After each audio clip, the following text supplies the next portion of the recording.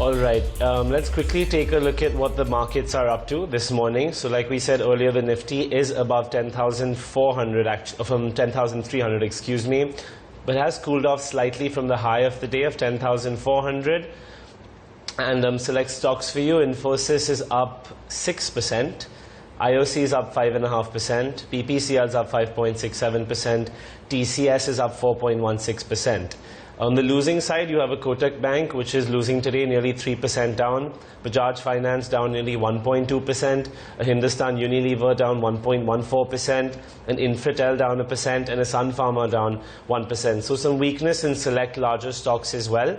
Your Nifty 50, however, is 1% positive. The Midcap is 0.65% positive. The Auto is 0.24% positive. And the bank index has also turned positive slightly just now. So that's how it's kind of shaping up. In terms of just volume, we're seeing large interest in Bajaj Finance, Reliance, IndusInd Bank, Infosys and HDFC Bank, and as well as ITC ahead of its results, Tata Motors, IOC, SPI and IndusInd Bank again.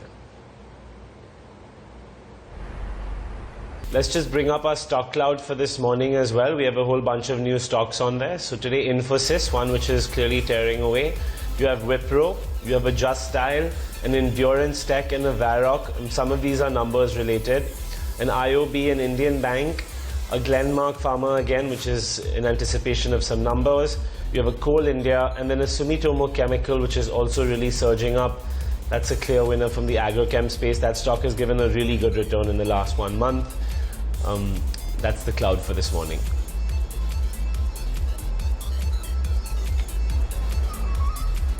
Okay, let's welcome in our guests. Then we have Kunal Bothra and Sharmila Joshi joining us on the show. Good morning to the both of you. Kunal, coming to you first. I think a couple of days ago you were starting to turn a bit cautious about the way things were panning out for the benchmark indices. Do you hold on to that cautiousness, or do you think that was just a minor blip? I think I hold on to that cautiousness. So good morning, first of all, to US Varun. I think the last 3-4 days there have been some different textures of the markets which have come across from the data points. So on the index front or the index, both the Nifty as well as Bank Nifty, there have been clear signs of shorts getting squeezed in the previous expiry. The rollovers also have not been to the same extent on the long side. The FII positioning on the on the FNO side of the carry forward position from the FII are also of significant drop, almost a drop of 25 to 30% of positions, and when you see such kind of a signal, it gives you an indication that the markets may not have a similar kind of a month what we've seen in the month of June. Look at the other two or three aspects. The first on the global market fronts. What's happening across the US markets, and especially for I think the majors like Dow Jones, Nasdaq, etc. There have been signs of some divergences which have creeped in, and these are not comfortable signs for the US equity markets. Gold has come back to 1800 approximately kind of level, so that's also a sign of concern. And crude, I believe, is showing signs of topping out on the short to medium term charts. So now when you try and place all these scenarios, the positioning of FIIs, our markets, the performance of the month of June, the small cap and the mid cap rally which you've seen particularly in the month of June, I think it gives an indication that it's much more prudent to be more cautious at these stands. You may pass, but the stop loss has to be more trailed. So if your earlier stop loss was 9,500 on the Nifty range, I think it has now got to shift up significantly higher, maybe a 10,100 to 10,050 kind of a zone. If that level can breach or gets broken out, then I believe a decisive reversal could probably take place for the index overall.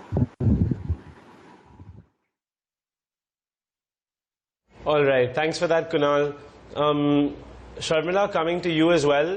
What's your read on the current markets? Where do you think it's headed, given that Q1 earnings are right around the corner? Well, honestly, I think the focus of the market is really more on other factors other than earnings, because I think in that sense there has been a disconnect in what fundamentals are and where the stock levels have reached. So a lot of it is hope, and a lot of it is the fact that stocks had corrected very sharply when we saw markets come down in March and April. So some amount, there is some sort of recatching. Stocks are like catching up to their earlier levels. So yes, I think earnings will play a part, but then you could continue to see, individual stocks sort of bouncing back just as economic activity gets back on track. So I think the focus will clearly more stay on what, as Kunal was referring to, what the FI outlook is going to be and what their positions are going to be, and on how really the unlockdown 2.0 starts happening and how you see really things getting back to normalcy and what numbers the sort of the indicators are, and how what sense do we get in terms of economy getting back on track, because I think that is really what market is tracking more than meaning it's a given that there will be the numbers will be impacted by COVID in the first quarter. So I think investors will probably give some kind of discounting to that, and there'll be more focus on what the commentary is and how soon managements expect things back on track. So I'm in that sense, I would agree. I think that the range for the market for this month would continue to be in that 10,000 to 10,600 kind of range. All right, Sharmila, thanks for getting us up to speed with your take on the markets. But Kunal, coming back to you, what do you have lined up for us this morning? What are your picks? So, two stock ideas which I'm recommending. First one is this sell on Ashok Leyland. Now, interesting. I think when the markets opened today, Ashok Leyland was one of the top F&O gainers. It was up, I think, 3.5 or 4% right at the open. But just in the last hour or so, the stock has reversed. It's now down more than 2.5 or 3%. So there's been a sharp reversal to the stock price trend, and that generally doesn't augur very well from a short-term perspective as well, especially the first year of the start of a fresh expiry.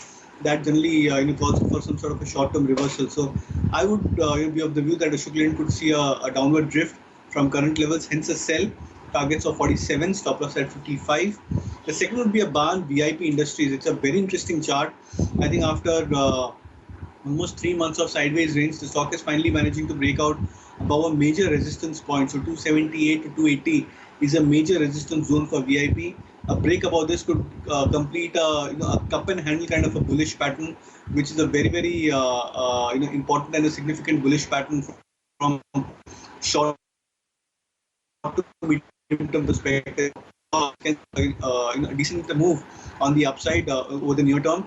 Buy on VIP Industries with a positional target of 300 plus and stop loss to be kept at 255.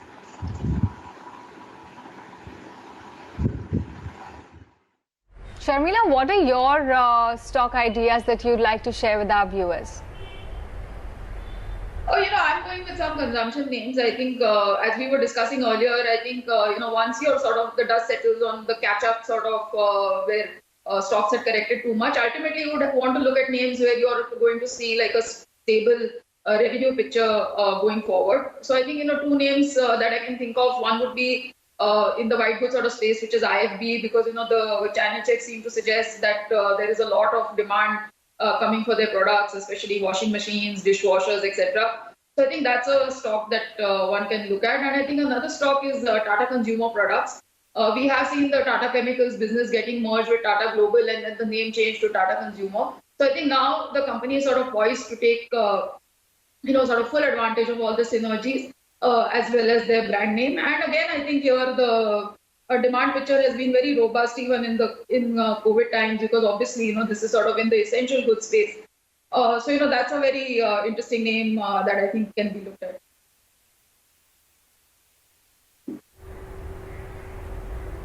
All right. Okay. Thanks for your ideas as well. Let's start off with some viewer queries that we have via email. First up, Rajiv Jain writes to us. He's from Jaipur. He's bought 200 shares of M&M Finance at 160 rupees a piece.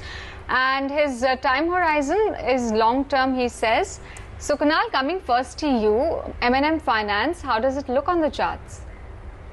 It looks quite okay. I think as compared to many of these other stocks, it's not a high beta stock. So I think in that regards, there is this sense of positivity or comfort which investors or short-term traders get when they're looking to invest in these stocks. Had it been a stock which moves up 20-30% higher, and if you're buying at the upper end of the trading range, I think there is some amount of concern which tends to emerge for the stock price. But apparently M&M Finance is also not of that category. The stock has gone through an absolute sideways range for last 3 months. It's trying to break out, but because of this low beta nature, because of this slow and steady move, it becomes very difficult for the stock to single-handedly break out. So it needs a collective sector up move for the stock to break out. So I think it's a good stock in that regards. Decent characteristics, decent trend behavior as well. I would suggest that you should hold on to your investments on M&M Finance. If the entire NBFC pack as such gives a strong breakout, then I believe M&M Finance could even climb back to even 200 to 220 kind of a zone. That should be a decent target potential which you should be looking at, especially when you bought at 160 odd levels. Thanks for that, Kunal. So basically what you're saying is that the stock is really trying to break out, but it's facing some resistance, and if there's a sector rally, that M&M Finance is a likely candidate to move. But Sharmila, do you concur with what Kunal is saying on a fundamental level somewhere? Yeah, I would agree broadly, and I think M&M Financial is a very interesting stock because I think there are 2 or 3 things. One, I think that obviously this whole COVID impact has been felt lesser on rural India than the cities, and now the data is sort of supporting that. And we did hear from the Mahindra and Mahindra management a couple of days back when they said that tractor sales were fairly good. Again, I think rainfall last year was absolutely normal, above normal, one would say, and therefore the rabi crop has been also, again, reports suggest fairly strong. So as Mahindra and Mahindra said, they have in fact seen a good demand for tractors, and Mahindra and Mahindra Financial caters largely to the rural space, whether it is tractors or any other kind of vehicles. It's largely their presence is in rural India. So I think going forward, one would find that probably the COVID impact on them would be less than on some of the other NBFC names. So I think this is a very interesting play in the NBFC space, and since the investor is long term, I would concur. I think it's a hold.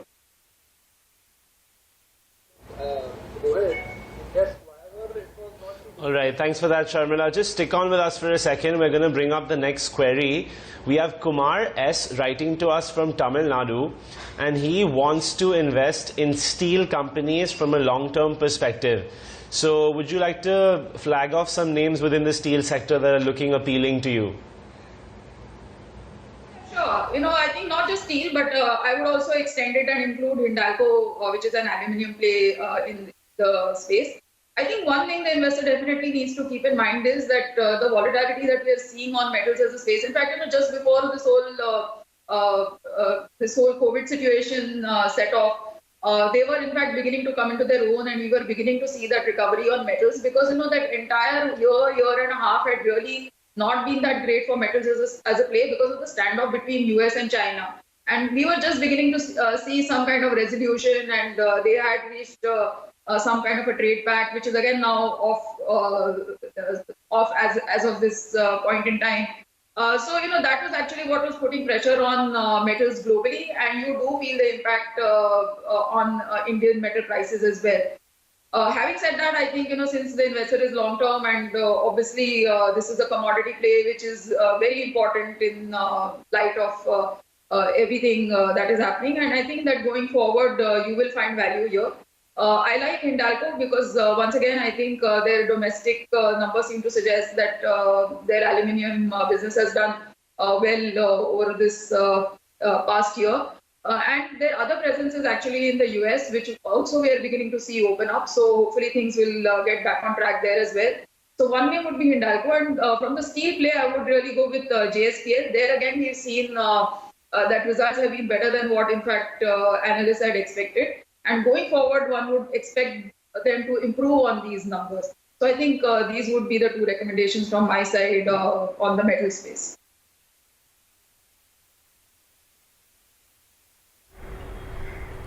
Kunal, any metal stocks that are standing out for you and looking poised to grow from current levels?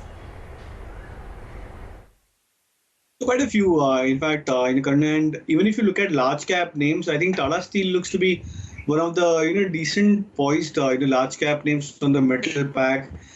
Then you have Hindalco, of course. I agree with Sharmila as well in that regards, that even this stock on the aluminum front looks extremely strong. Look at it this way, that when the metal rally began in the month of March and or April start, Hindalco is one of the few large cap names which tend to lead the rally from the front. So, markets generally give more premium to the leaders of, sectors, in any particular trend.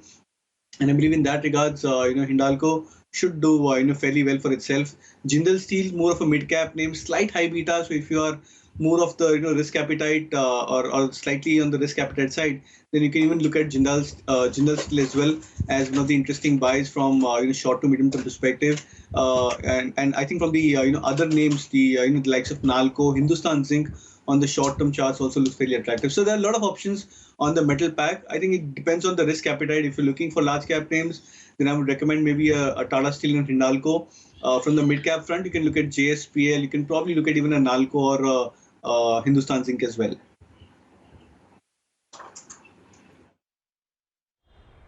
Okay, all right. I think that's all we have for queries today. Sharmila, thank you so much for joining in. Kunal, I request you to stay on with us. I have one more question to ask of you. Talk to us about how you're reading into crude right now. Could it be a time for correction if you've done any analysis and could shed some takeaways from that? Oh, absolutely. I think it's a very interesting chart. So crude has been the talking point. Currently in the last 2 to 3 months, we've seen crude at one point going into even the negative on the futures side in the month of April. But now when you look at the charts for crude, it's at a very, very interesting juncture. So there was a gap which was created in the month of March. I think the first week of March, there was a gap down which was getting created for crude. In this rally for crude from the bottom, this gap has been filled. Now, the gap filling was done exactly that 40-41 kind of a level. Crude has also come back to a 61.8% retracement mark. So when you saw Nifty as well, it took a major resistance at 61.8, and from there on you saw retracement. So you look at the chart over there. The point of $42 on the NYMEX crude is an exact retracement of 61.8% mark. Also, it gives you a feeling of the gap as well. There's a doji candlestick pattern, which is a sign of confusion or possible reversal as well. So when you look at these three key aspects, and then the next slide on the indicators as well, where there has been a confirmation of a bearish divergence. So these are all technical terms, but when you try and put it into place, where you look at all these characteristics of price as well as indicators, it gives an inclination that crude is about to go through a reversal or short-term correction. Wouldn't be surprised that crude on NYMEX terms at least comes back to a zone of 30 to 35, which should be a drop of almost $5 to $7 from current levels.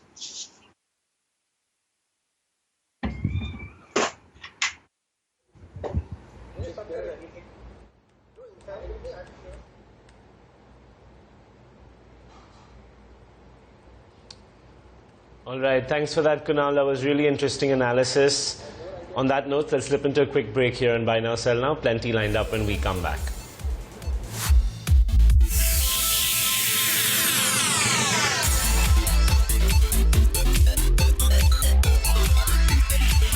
Welcome back. You're still watching Buy Now, Sell Now. An important event to watch today will be the RBI's board meet. FM says that the government and the Reserve Bank of India are in talks for a one-time restructuring of loans for stressed companies. Ruchi joins in with more details. Ruchi. Finance Minister Nirmala Sitharaman said the government is in intense discussions with the central bank, with the RBI, to provide a one-time restructuring for outstanding loans that would provide some sort of a COVID-related relief for various businesses. This is in line with the Indian Banks Association's proposal as well, that had sought for a one-time restructuring from the RBI after speaking to various banks about it. Remember, the RBI so far has given a moratorium for 6 months up until 31st of August, but there has to be some sort of a solution coming in for sectors that have a deeper impact due to the COVID-related lockdown. Sectors such as tourism, aviation, hospitality need some sort of an additional relief, and which is why we're given to understand that one-time restructuring proposal is something that Finance Ministry and the central bank are actively discussing, so much so that this issue will come up in RBI's board meeting today as well. Having said that, the Indian Banks Association had also said that if there is an outstanding loan of 1500 crore rupees, then one-time restructuring should be allowed with existing promoters. Currently, under the IBC rules, this is not allowed. So there will be some sort of a special dispensation that could be allowed by the RBI for loans that are bigger than 1500 crore rupees. Having said that, all eyes will be on today's RBI board meeting for the same. All right, Ruchi, thanks for that. All eyes will definitely be on that meeting, as a host of lenders will be awaiting to hear the restructuring plans while everything's in a real downturn. But switching gears to pharma, earlier this morning we caught up with Lupin's CFO and spoke about the outlook of the COVID impact, and he also spoke about the outlook and the road ahead. Let's listen in. If you look at the pharma situation over the last 2 decades in America, say from 2000 to 2020, you've seen both phases. If you look at the phase between 2001 and 2005, you found that it was actually pretty, very, well poised for the generic pharma. Pricing was fairly good. Between 2005 and 2009, there was, in fact, a sharp reduction in prices. That was because of various reasons. Again, this picked up between 2011 and 2015. You found, in fact, there were a lot of tailwinds. In fact, pricing was very good. Prices didn't come down very sharply. But in 2015, a lot of things really happened. First was the introduction of Gidufa. And that obviously meant a lot more generic competition itself. The second most important part which happened was essentially customer consolidation. And coming out of that was essentially consolidation of the channel partners out there. There was the Walgreens Boots Alliance, Red Oak, which is essentially a combination of CVS and Cardinal, and McKesson Claris. That is essentially McKesson and Walmart coming together. It actually meant that a lot more bargaining power went to, in fact, the channel partners. And that meant, in fact, lower prices for the industry itself. But things have stabilized, very much stabilized since then. And today I would say that there's, again, a very stable situation. It really depends on the portfolio, the product that we have in the market. Older products, in fact, they are pretty stable, and that's possibly because of API prices also going up a bit. So you find prices to be fairly stable. Products that you've introduced, say, in the last couple of years, there's, of course, a little volatility there. There's a lot more price reduction there. And, of course, the products that you introduced very recently, you find a lot more price reduction. Overall, I would say that, pricing is stable. All right, let's now cut across to a very important management, the management of Ashok Leyland, Vipin Sondi, MD and CEO, that's going to be talking at their presser, and they just put their numbers out recently. Let's listen in. Revenue, and the EBITDA was at 183 crores, which was 4.8%. Standalone financials for the full year, revenue was 17,467. Our gross profit was 5,099 crore, and the EBITDA was 1,174 crore. We must understand that even with this kind of a drop, the resilience of Ashok Leyland was proven and proven again, because we posted an EBITDA of 6.7% for the full year. This actually kind of exemplifies the efforts taken in revenue maximization, which means we continue to push in a judicial mix of products which would enhance our revenue mix. We continue to pursue cost reduction on the product and also on material cost, as well as on overheads. All of this made it possible for the company to post a 6.7% EBITDA. I think it is an excellent job done by the team. The consolidated results for Q4, which includes all the companies under Ashok Leyland, was 5,088 crores. The PBT was 89 crore for the quarter. It was positive. And the PAT again was positive at 58 crores.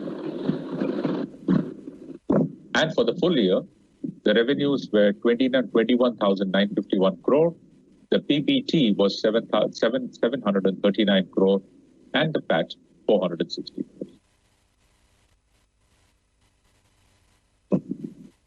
It's over to you, Vipin.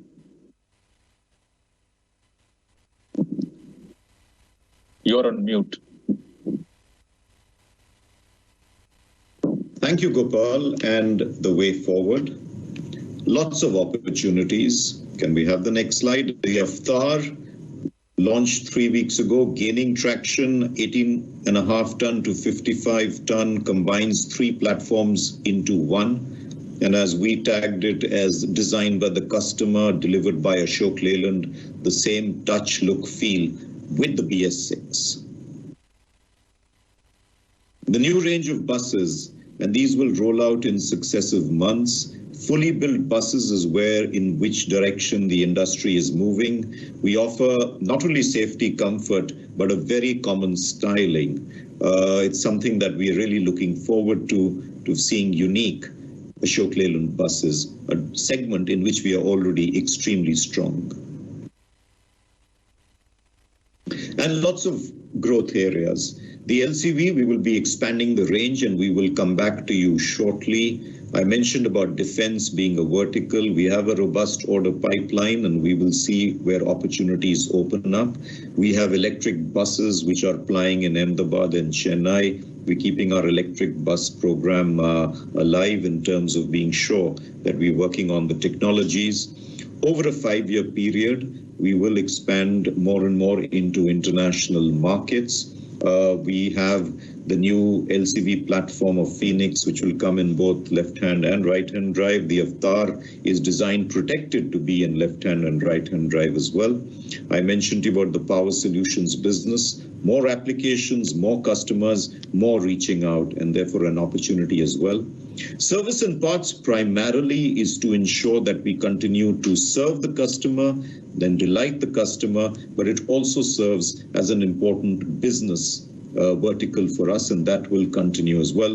And as I mentioned, customers want solutions, and we will provide solutions through our customer solutions business. And thank you very much. We are open to questions. As I mentioned, along with Gopal and Balaji, we are here to address any questions that you might have. Thank you, sir.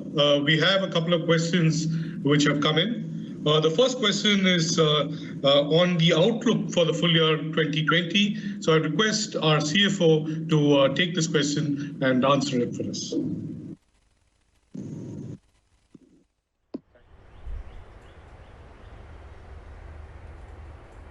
All right, moving on from Ashok Leyland to another company that deals with the transport business, Gujarat Pipavav. We have the managing director joining in right now on the show. Thank you so much for taking time out.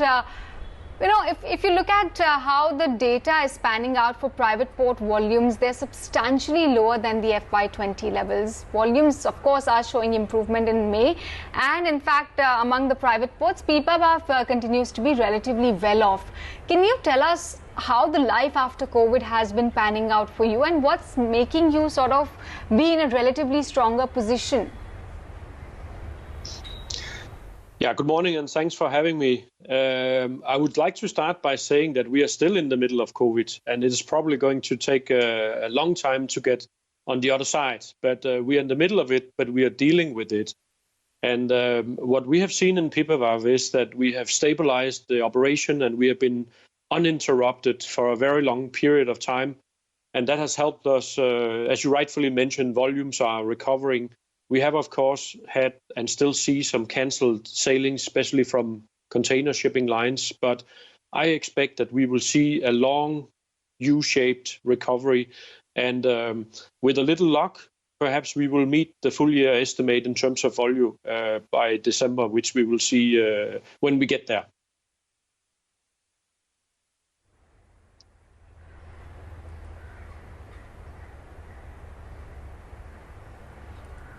Okay.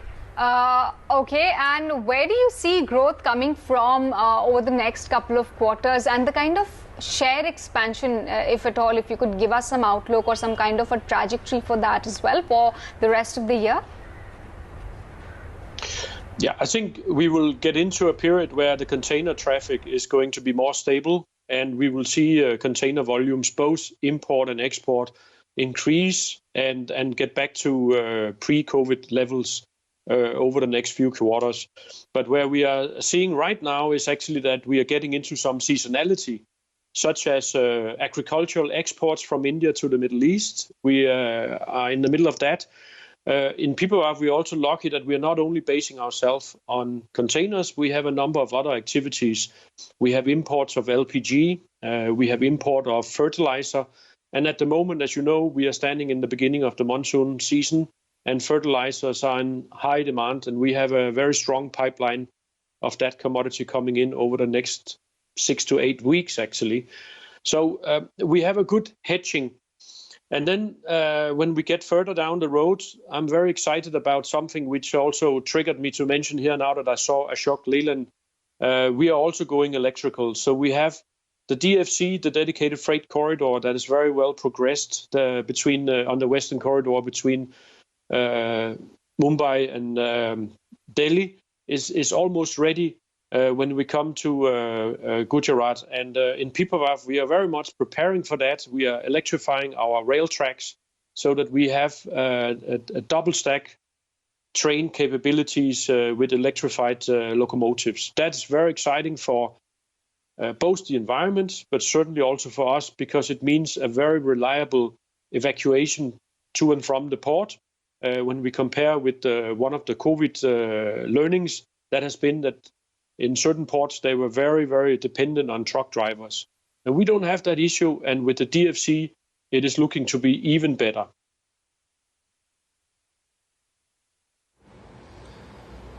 Right, so this is Varun Hirimath also joining in. Good morning. So could you also tell us about some of the advantages on the cost front of the project which you just spoke about, the electrification? Apart from the efficiencies, how is it going to change the cost profile? Is it going to help your margins improve? Well, first of all, it's a massive investment from the railway side, because they have double tracks for 1,500 kilometers from Maharashtra to the north. And likewise, there's a similar track that goes to the eastern coast. So there's a massive government investment that we need to help them to get some payback on. But I think what they will do is that they will actually reduce the cost of transporting goods. Transporting cargo by rail will be significantly reduced, and that will help the users to recover. And that hopefully will be an indirect stimulation for manufacturing. Both imports and export will benefit from this cost reduction. For us in the port, electricity is also cheaper than our current fuel source, which is diesel. And while we have seen fossil fuels going down, oil prices have dropped, but now we see that especially diesel is spiking up again. And this would bring us away from that kind of vulnerability into a more stable environment with electricity as the main driver. Right, so, and you know, just earlier on you were talking about some of the hedges that have come up in terms of increased demand for sectors like fertilizer, which are compensating for the drop in other products. Also, I think you mentioned LPG imports. So if I compare let's say on a year-on-year basis, how much of a drop do you think has been seen in terms of activity, or how much spare capacity essentially do you have compared to last year? What we have seen year to date is a volume drop of around 10%. But it is our ambition to make up for that. And you should see our year to date figures slowly climb back so that we close that gap. I just want to mention again on the previous topic, and you mentioned LPG and you said fertilizer. All of that we are actually enabling by train evacuation. So it's not only containers, it'll also be possible to evacuate LPG by rail tanks, and the fertilizer is in rail cars that's being evacuated with electrical locomotives. So I think it's an overall environmental benefit, but it also gives a lot more stability to our customers. And I'm seeing that by the end of the year, we should start to have daily scheduled trains so that importers in the north will be able to exactly know when their imports are arriving. And that leads me to say again, some of the things that is changing after COVID will be the focus that people will have for having certainty in their supply chains. And it's not so much about speed. I would think it's more about having a reliable supply chain that you can trust and you can plan accordingly. All right. Well, thank you so much for taking out the time to have a chat with us this morning. We really appreciate it. That was the management of Gujarat Pipavav Ports, who, despite all the multiple headwinds in COVID and slowdown, seem to be holding up their guidance and having quite a strong close to the end of this year as well. So some good commentary as well coming in there. Okay, but let's switch gears now. My colleague Parisha, India has heightened the scrutiny of Chinese imports, followed by border tension between the two nations, and the move to reduce India's business and trade ties with its neighbor. But FIEO President Sharad Kumar says banning products from China may not be feasible. Parisha Tyagi joins us with all the details of what is the argument the FIEO chief is keeping forward. Let's listen in. Yes, the Exporter Association has asked the Commerce Secretary to issue an official communication on the matter of Chinese goods being subjected to 100% physical examination at Indian ports, and they have also asked the Commerce Secretary to take up this issue with CBIC as to what the official course of action is, and if something like that is not being done, then the government should issue a clarification, is what the exporters have said. They have given a logic that the Chinese customs officials, in fact the customs officials at Hong Kong have also now started holding back Indian consignments, delaying Indian consignments as a retaliation. So they have asked the officials to clear the air. In fact, the FIEO, the Federation of Indian Exporter Organization, is of the view that a blanket ban on Chinese products is not the solution to the clash, to the problem between India and China, as the blanket ban can backfire and hurt Indian economy as well. They said that although India is a major export market to China, China is also a big destination for exporters, and in this clash, if a situation like trade war arises, then Indian exporters will also suffer losses. The export organization has also said that India should look at long-term measures, and it should be left to customers whether they want to go for Chinese products or not. The customers should support locally manufactured products, but the government should tread cautiously on this issue, and we should not think of it sentimentally, but we should think on this matter wisely and judiciously. So much for bringing that to our attention. Definitely a key story for what's happening in the world right now. On that note, let's slip into a quick break on Buy Now, Sell Now. Plenty lined up when we come back.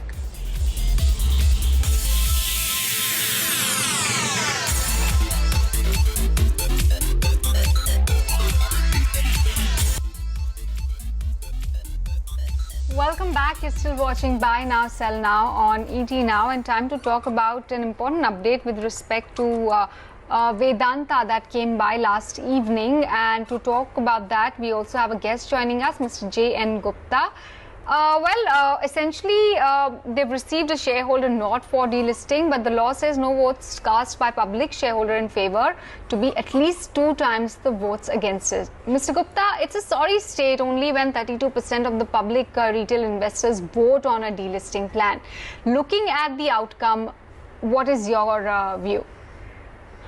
See, we had already recommended that the investors should vote for delisting, not because that we found that the price to be attractive. We found the price was not at all attractive. It was not valuing the company correctly.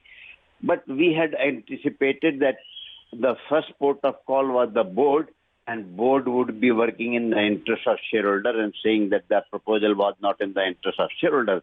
But board did not take into account, and board said, without specifying any reason, that why they found it is in the interest of shareholder. So we said that, okay, investors should vote for this and go to the second stage. And when the bidding starts, when the reverse book building starts, investors should quote a price which is the real price, not the fictitious price which has been given by the promoters. So we have said that they should quote a price which is right price. And in our report, we had worked out a price, and then we had told that in case the price that is discovered is not attractive to the promoters, promoters can give a counter offer, and the counter offer cannot be given at a price which is below the book value. And we had estimated that book value was around 230 rupees as of 31st March 2019. However, this year they have written off certain assets, so book value has come down. But anyway, even if the book value has come down from 230 rupees, it will not be less than 170, 180 rupees.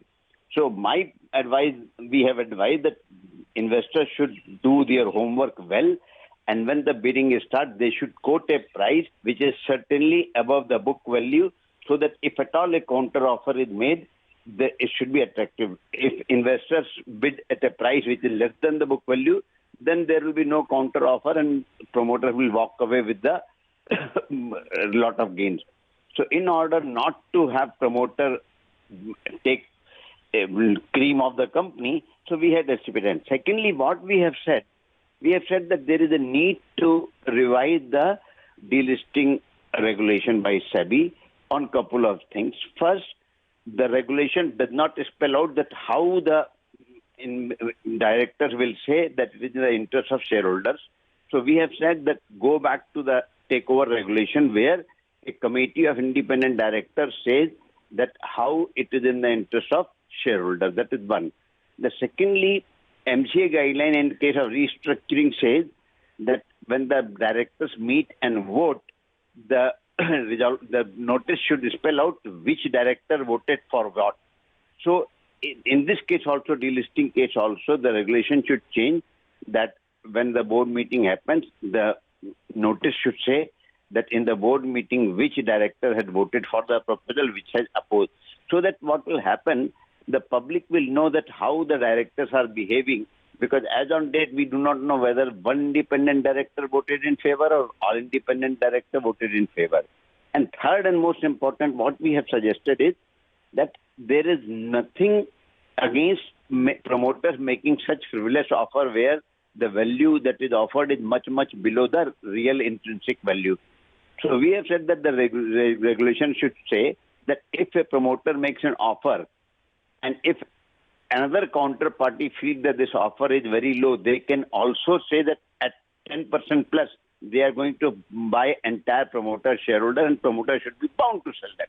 So that will stop promoters making a frivolous offer or offer which is not near the real value.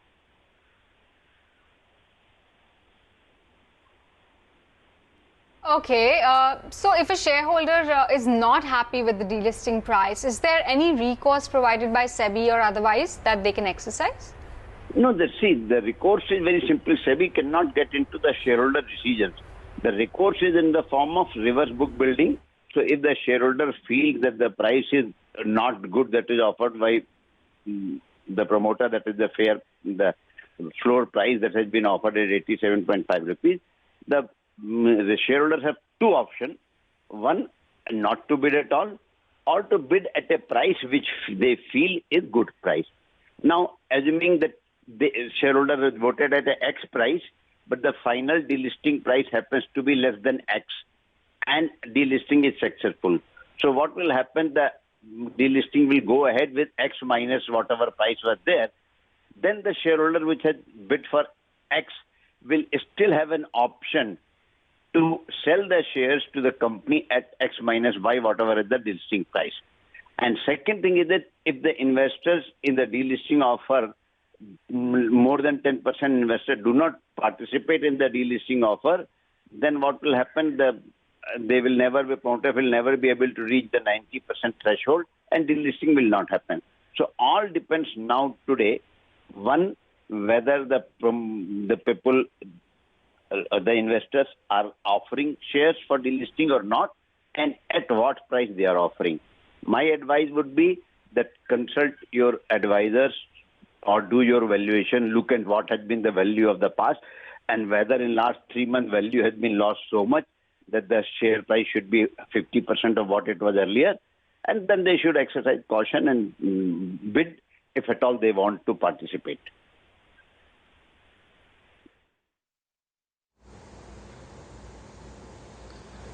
All right, Mr. Gupta, thank you so much for all those details. Just before we let you go, do you have any range or any thoughts on what the fair value price for these shares should be at delisting, or would you not like to comment on that? Comment on price at all, but I have just said that the counter offer can only be made at a book value, so there is no reason why the shareholder should be offering shares at less than book value. All right. Thank you for that. On that note, we let you go. And I believe we're completely out of time here on Buy Now, Sell Now as well. So thank you so much for tuning in. Markets at Noon coming up next.